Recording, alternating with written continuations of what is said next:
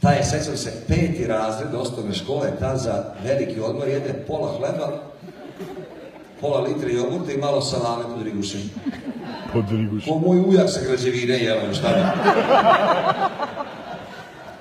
I mi nju nikad nismo bili da razbija taj lanac, razumeš?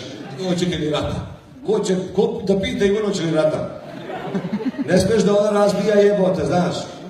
I jednom u 8. razredu, evo ti je jedna drugarica koja se sažali na nju. Kaže, Ivana razbija.